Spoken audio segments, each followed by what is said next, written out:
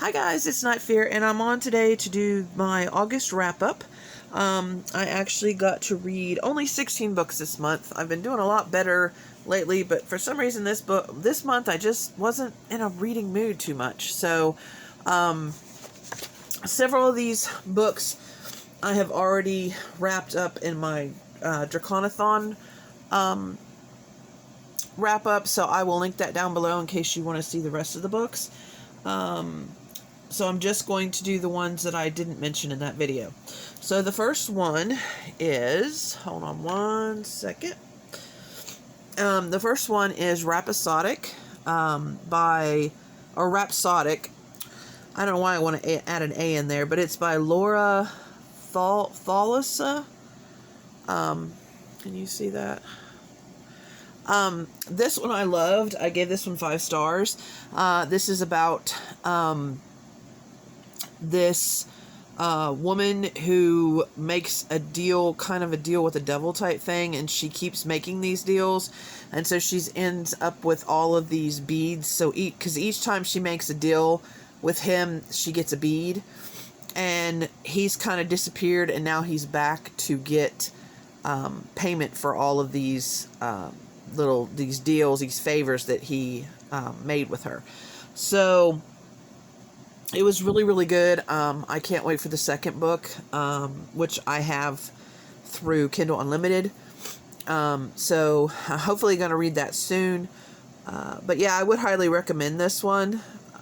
It's very, very interesting. And I like him. He's very, I don't know, he's very unique. And I like these kind of stories. So I'm glad I picked this up. I picked this up from Becca. Is it Becca in the Books?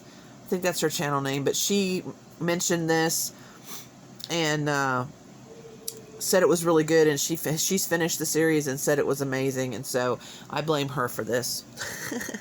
The next one is Witches Steeped in Gold, by, I think it's Sayana Smart, or Sayanan Smart.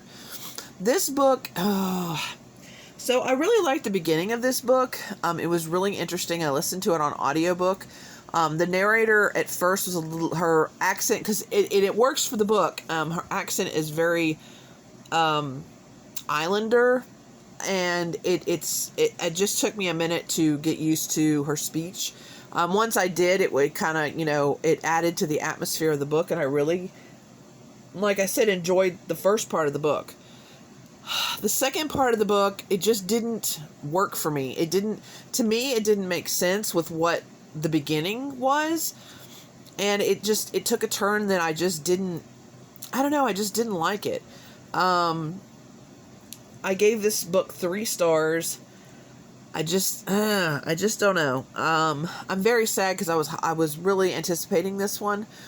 And I talked to some other booktubers. They were talking about some books and stuff, and this one came up, and they were also disappointed in it. So it's not just me. But yeah, I wish this one would have been like as good as the beginning all the way through. So unfortunately, I mean, it was okay. I just didn't enjoy it. Now the next one, this one is Deal with the Elf King. And this is by Elise Kova. I really liked this book. I gave it 4 stars. I know some people do not like it, but I enjoyed it. It was kind of like Rapasotic in a way, where it just kind of sucked me in, and this, this kind of elfy, just different kind of a character. I don't know, it kind of pulled me in. And this is about a town who, every 100 years or so, they have to have a queen, and they send this queen, because she's the only one in the human realm that has powers, and they have to send her off to be married to the Elf King.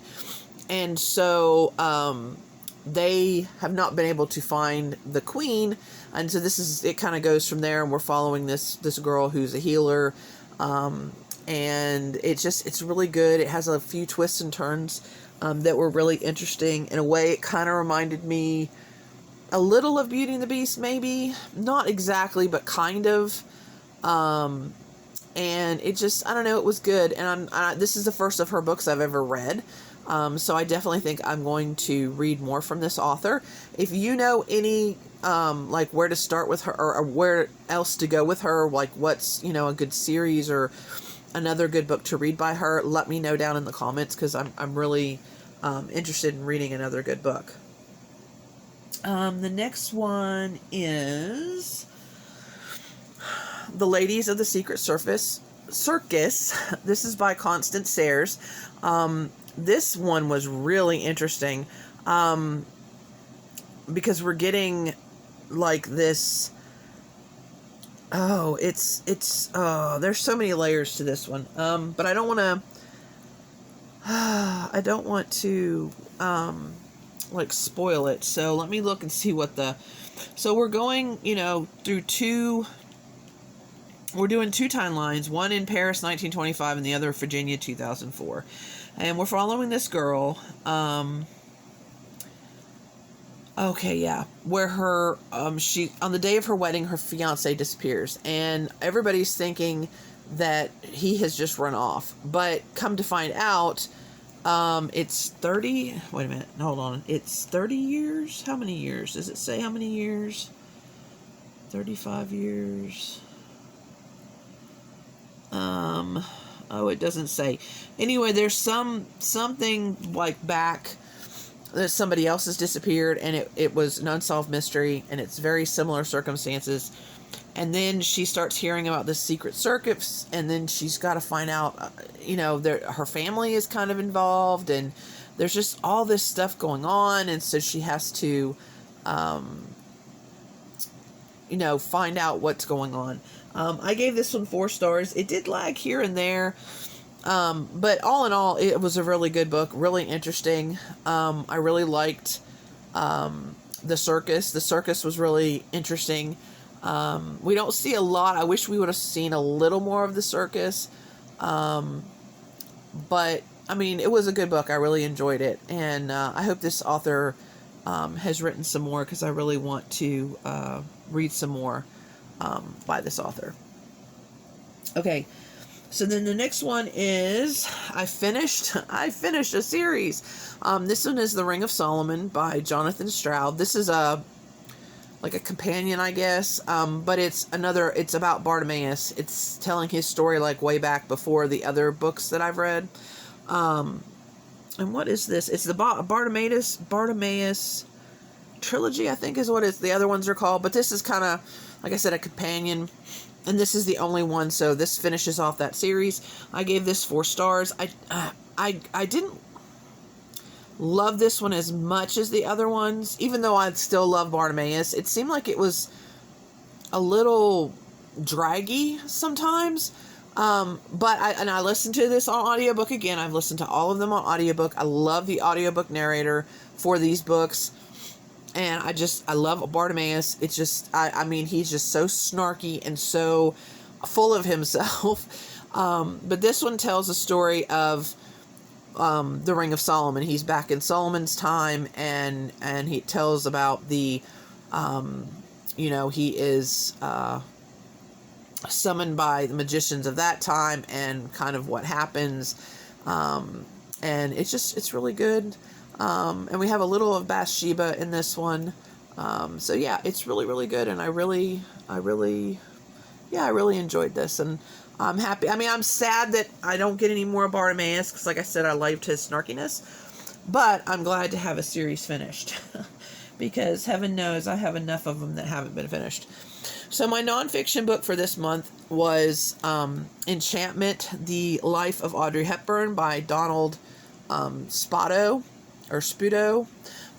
This one I gave a 3. That's what I thought. How do I explain this? Okay, I love Audrey Hepburn. I've always enjoyed My Fair Lady. I've enjoyed Gigi. I love her. I think she is iconic beauty.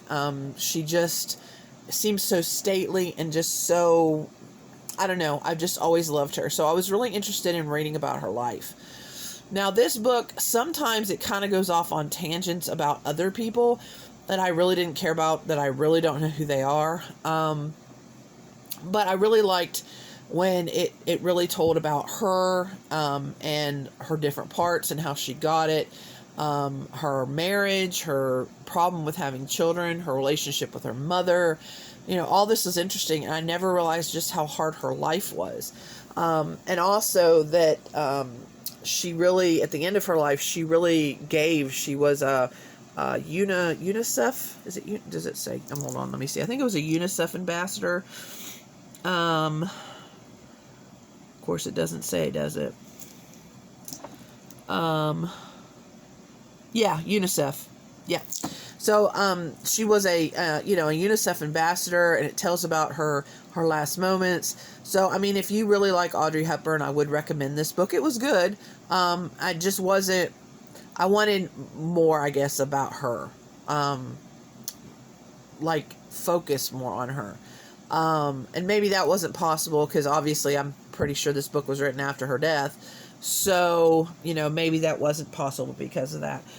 But I liked it, and I'm glad I'm reading, I have been reading at least one nonfiction book every month. And so I'm good on that goal. Okay. Sorry guys. I'm still sick. Believe it or not, I am still sick, and I'm just ready to just be over this. Anyway, the next book is The Princess Will Save You by Sarah Henning. I read her other books. And I can't remember what they were called, but they were the mermaid ones. Like retelling The Little Mermaid, kind of. I loved those two books. And actually, I really enjoyed this one, too. I gave it 4 stars. I almost gave it 5.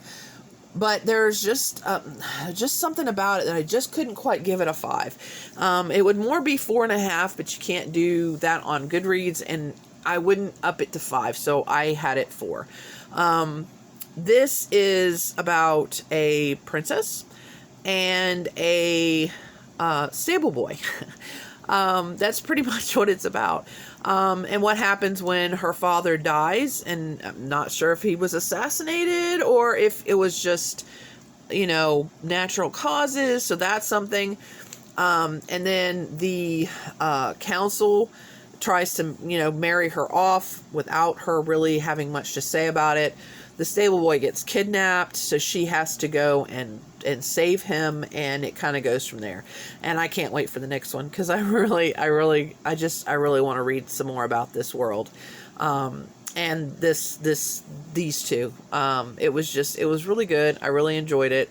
And I would recommend her other books too. And I'm just so sorry I can't remember what the names of them are right now. And I don't think it says on this.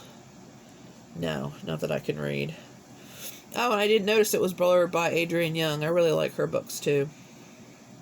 But yeah, and the ending, they had a twist at the ending. Yeah, that I really want to read. So, the last book I read was Dragon's Gap by L.M. Lacey, and this is Rain and Sage's story, because I guess there's more.